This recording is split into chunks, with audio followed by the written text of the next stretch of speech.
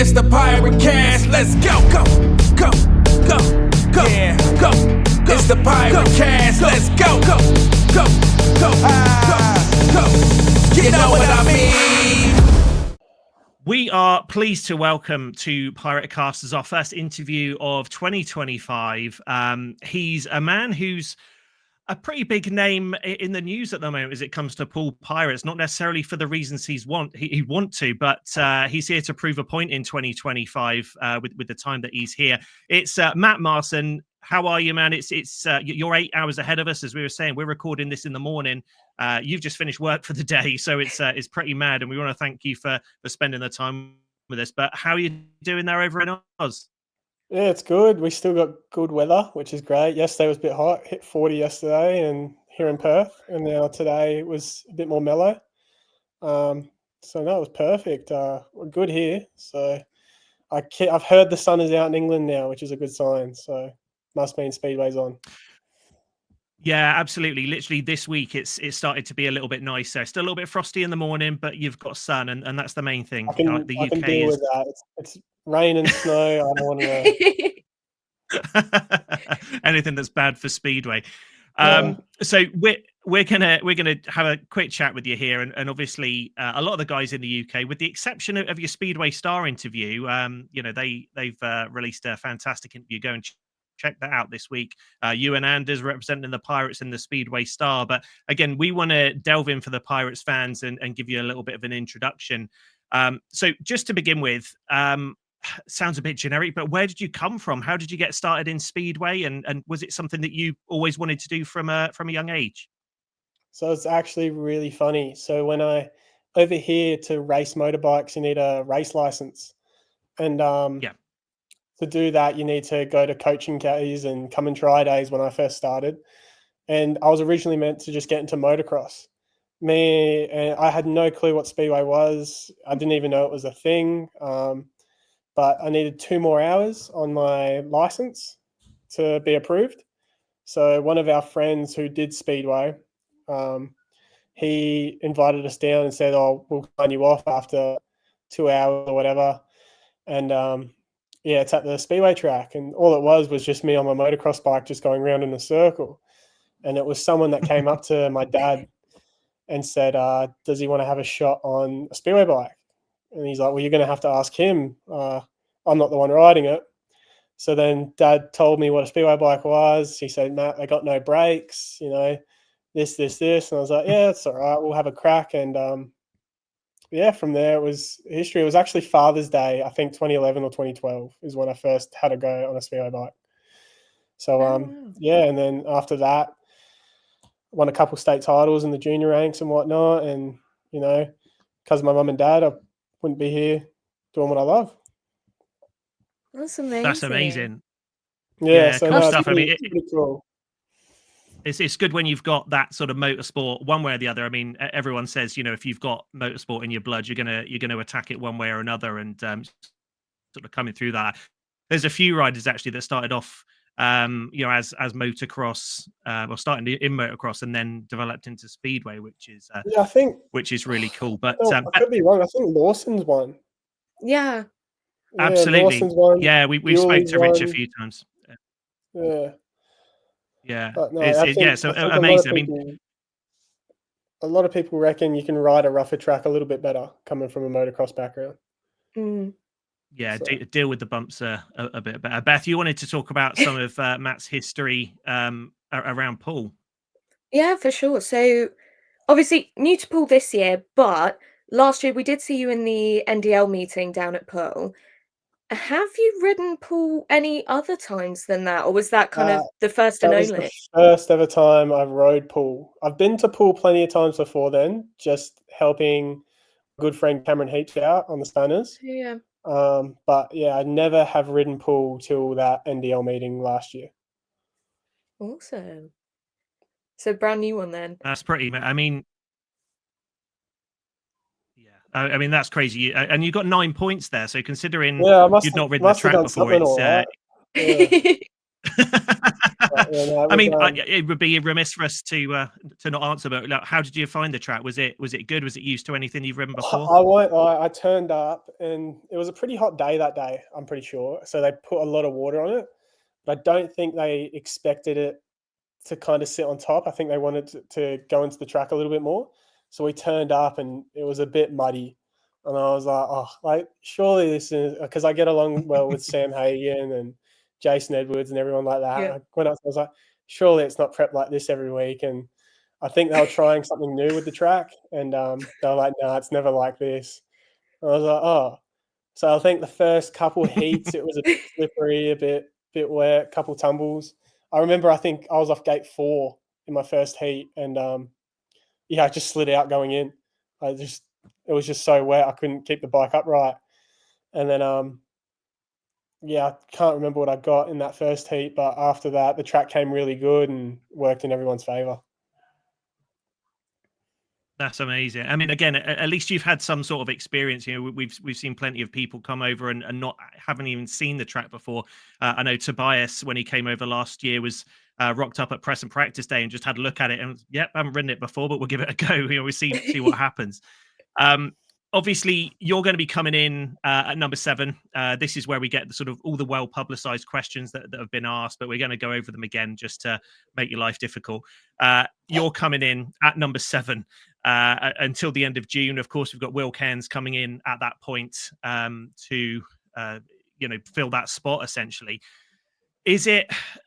There are initially people said, well, it's not fair at all on whatever rider is going to slot into that spot because they're coming in. It's a losing battle before you start. You can't keep a team spot no matter what. You know, you're out at the end of June. But then, as Danny Ford has said, and a lot of other people, you know, it's better having a championship spot for a few months than not having a championship spot at all. And again, a lot of people have said, you know, injuries are part of the sport. By the time you get to the end of June, there are going to be teams probably looking to fill other spots and things like that. So what's your perspective on it and how are you approaching it, knowing that as of the moment, you are going to be out of the team at the end of June? Yeah, well, obviously, like you said, there's two sides of it. You know, people have gone and said, why would you? You're going to get dropped anyway. You're knowing you're going to get, fired or whatever it is. But I don't know. The way I look at it, I feel like a bit more of a positive attitude is why wouldn't you take that opportunity to get more bike time and ride on championship tracks and, gain more experience with better riders? Because at the end of the day, when you're in the National League, that's all you want to do is you want more meetings, you want more bike time, you want more experience. Last year, I only had 10 meetings. You know, that's nowhere near enough. When I first started with Mildenhall, I think I had 30-something meetings in my first season. But, yeah, it's a chance for me to prove myself. And, you know, last year I was beating a lot of boys that had championship spots. But, you know, I wasn't in the championship team, which was a bit annoying, you know, considering they had more meetings and everything like that. So, I don't know. I feel like why wouldn't you take that opportunity to go, you know what, I'm coming in here, even if 3 months, I'm getting more rides than someone else. I'm getting more experience than someone else. And, you know, I don't wish injuries upon anyone or anything like that because that's definitely not the way you should get a team spot. You should definitely have to earn it and show you can ride in that sort of league. But who's to say someone won't crash or whatnot? I think I mentioned that at the Speedway Star too. We've seen when your number one's not performing, they go out and replace their number one, you know, same sort of thing. No one really knows with Speedway. It's never, what's the word? You're not contracted with it. You can be let go at any sort of time with Speedway until the cutoff date. After that, then, you know, you're safe. But before that, anything can happen. We've seen it a number of times in Speedway. So, yeah, like I think I mentioned it before, Poland have a squad system. You know, they have to practice before they go in. You know, they might not race, but they still have to go out and do the practice to go show they can do it. You know, that everyone has to earn their spot. So I don't know. I've looked at it as it's more racing, it's more time on the bike, it's more experience. It's a kind of stupid not to take the offer, especially with Poole. Completely. I agree. obviously, talking about that, we are sort of seeing Will come in June. Have you spoken to him since Will, everything's happened? Have you had a chat? oh, me and Will get on anyway. I met him for first time a couple times before, but he came to the Bellevue squad last year, and I get on with him just fine. He's a great rider, 100%. I fully understand why Poole have done it. I know he was probably the most hot prospect for everything. For every team, I think, wanted him. Can't blame him whatsoever. But he's still young. He's got a lot of teams this year. I think like nearly 4 or 5. He's definitely going to be a busy kid. And I think I heard in the Midlow podcast he did with talking about speedways that we all hope he just doesn't burn himself out, which I definitely don't. I've even said to Will, if you ever need a mechanic, I'm here for you. I know I haven't really spoken to Will about the whole team change and whatnot. I understand completely on the Ford side and everything happening. So it just gives me more chance to go out there and try race for a spot. Great attitude. Yeah. I mean, again, I'm sure Will feels, again, looking at it as the situation as it is, he understands it. So yeah, it'll be cool to see you both down there. Now, looking hypothetically, again, I don't want to manifest anything here, but obviously you're going to be lining up at the beginning of the season with Paul Stark at number 6. Has the scenario been discussed if you come out there and you're great guns for the first few meetings and you get a really good average, and again, I'm touching wood all over the place here just to make sure I'm not manifesting anything, but if Paul doesn't do so well, has the scenario been discussed to have both you and Will as the reserves potentially? Is that something that's been discussed? I don't think it's been discussed, but I've thought about it, and I don't really know Starkey. I've heard great things about him, but obviously I'm out there to try prove a point, so I will be trying my hardest to score as many points as I can. But if I end up outperforming Starkey, I think the Fords are smart enough to make great decisions and whatnot, and they've built successful teams, which we've seen in the past. And I don't know. I think we just wait and see what happens. If that happens and I still get let go, then not to big myself up, but I feel like another team would go, well, it'd be stupid not to take him on or whatnot. So we'll have to see what happens. It hasn't been discussed with Poole or anyone like that, but among other people, it has been discussed. Yeah. Okay. Okay. Awesome. Speaking of which, I mean, presuming things kind of go as they've been set out, I know it's the beginning of the season, we haven't started yet, but have you had any other clubs in touch with you already as kind of a backup, or are there any that you'd want to look at? No clubs have been in touch. It'd be nice to maybe listen to, but everyone's kind of got a solid team, so to speak. I think the only benefit is I'm riding for Edinburgh in the National League.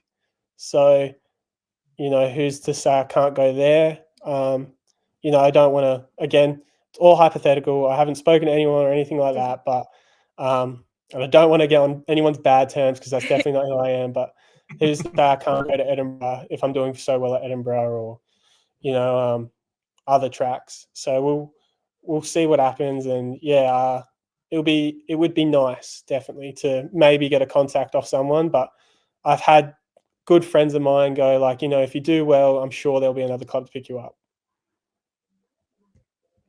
Yeah, totally. I think again, they'd be stupid not to from a business perspective, and every team wants to win and win championships. If they can strengthen their team with you in it, then there's no reason they shouldn't do it. What my next question was going to be sort of what are your goals for the 2025 season? I think we pretty much covered that, but sort of in the years moving forward, are you looking to make a bit more of a name for yourself in the UK and maybe look at first of all, a permanent championship spot and then move on into Premiership, Grand Prix, all that kind of stuff? How big's your horizon at the moment? Oh, it's, when I first came over, it was it was good. 2019, I had my first little championship stint, which was great, and unfortunately, numbers played into it, and it just happened. I had to get let go. Even though I was scoring, well, I think I scored 3 points in my first championship meeting, and that would have been my second meeting. My first championship meeting, I guested for Birmingham at number 1 at Glasgow, which was pretty wild. But yeah, I don't know. Just I think my goals for this year is just to make sure I can prove a point. I'm here in the championship, and then from going on from there, we'll just have to see what happens. I think permanent championship spot would be nice, and looking at premiership would be good. All the boys I used to race with, your Jenkins, even Anders, Leon Flint, the Thompson twins, all those boys, we kind of roughly started our careers at the same sort of time. And by the time 2020 hit, I was meant to fly out the day after the season got cancelled. And that was probably my best season in Aussie to date at that time. And then, I couldn't go and try perform even more. And then I took some time off and then came back in 23, where you've seen all those boys I mentioned, they've gone leaps and bounds, and now I'm just forever playing catch up. So, taking the spots to the championship is definitely a step forward in my sort of field of view. And then, hopefully I can keep going and catch those boys up. Awesome. Yeah, I mean, Poole certainly have got a good job of developing young Aussies. I mean, the Fords seem to have this knack of finding young Aussies, bringing them over. I mean, all you've got to do is look at Ben and Zach.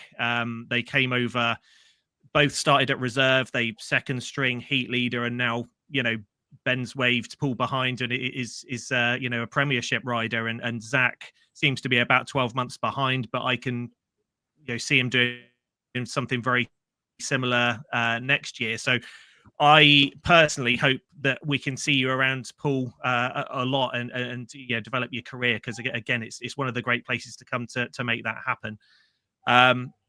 Beth, you've got the next question. Go for it. Yeah, speaking of which, so obviously you spoke a little bit about Anders there, and we've spoken a little bit about Zach. Have you had much interaction with the rest of the team yet, or is it more sort of once you get over here, you'll have a bit of a chat?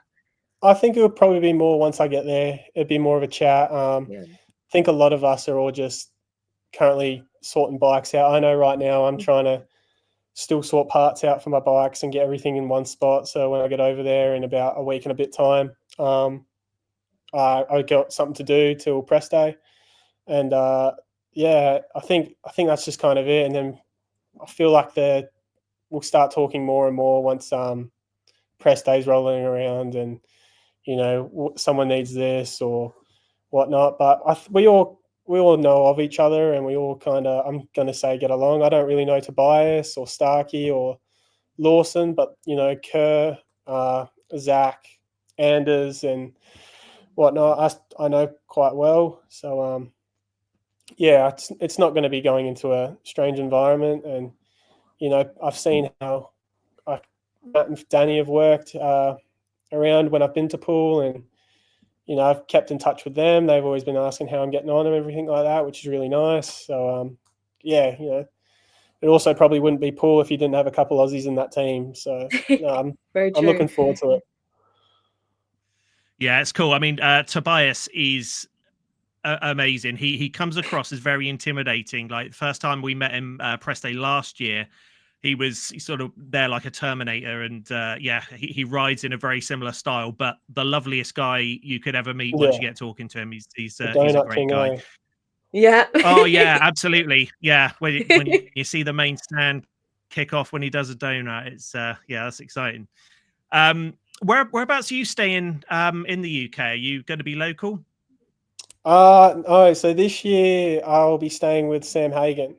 The previous years I've been staying with Cameron Heaps, because obviously also from Perth, but he's now got a baby, so I thought I'd best leave him and his wife Steph to enjoy their new family they got there. So I messaged Sam and asked if it was all good if I can come stay with him. because I've housed him when he's come to Aussie once before, and me and him get on really well. And they said they're all fine with it. So yeah, I'll be staying with Hagen this year.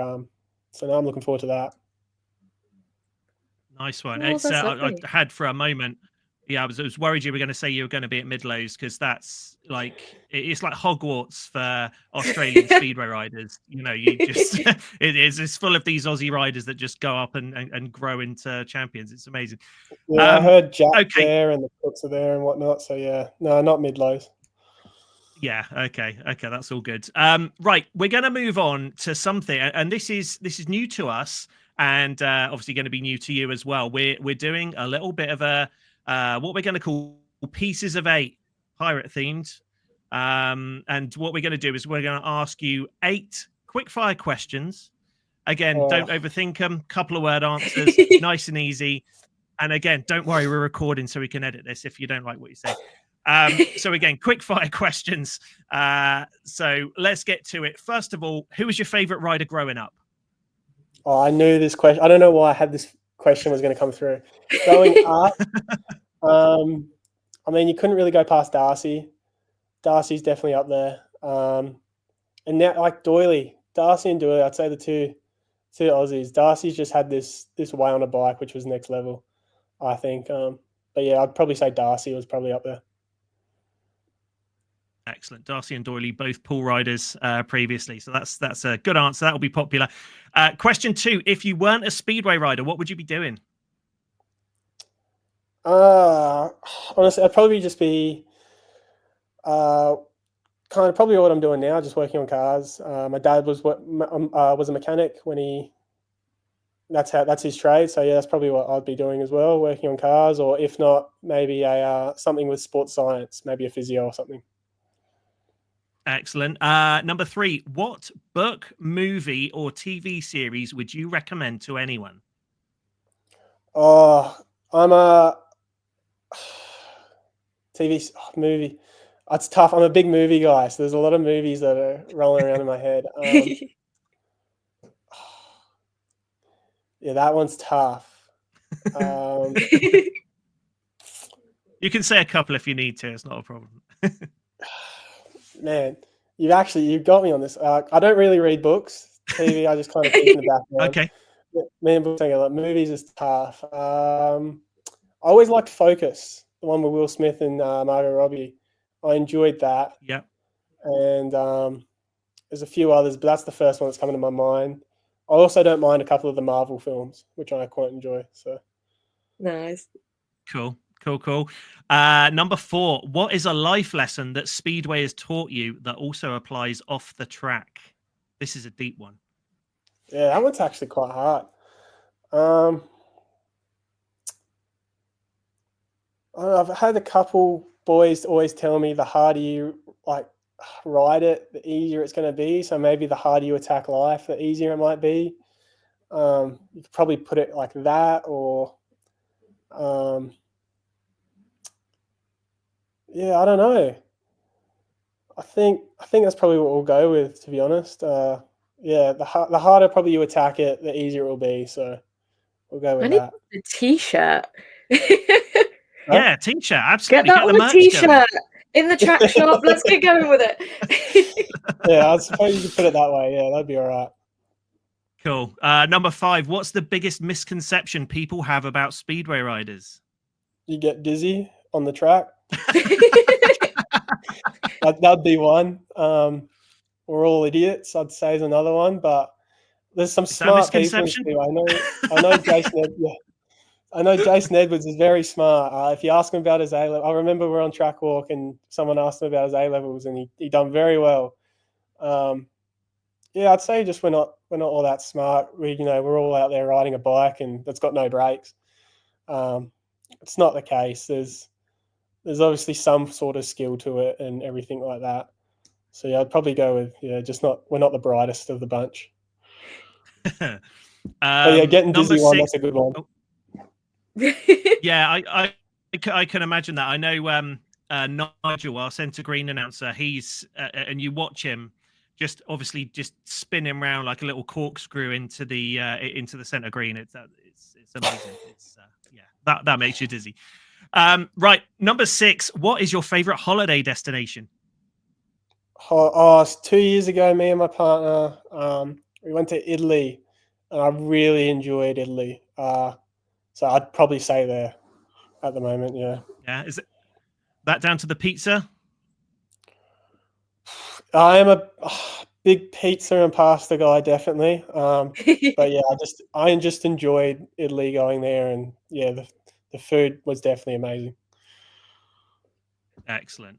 Okay, down to the last 2. So next one, outside of speedway, what brings you the same level of adrenaline? Oh, motocross, the same sort of thing. As opposed to 4 riders, you now got 39 other people with you on a start line. There's jumps, gets a little bit rougher. I'll definitely probably say motocross, yeah. Yeah, sweet. That makes sense. And just finally, number 8, do you have any pre-meeting rituals or superstitions, something you have to do every time before you race? I wouldn't be something I'd do every time, but when I was young, my dad once gave me a chocolate milk before race day, and I went out and I felt very sick, so I don't drink any sort of dairy on race day. So yeah, no teas or coffees for me on race day.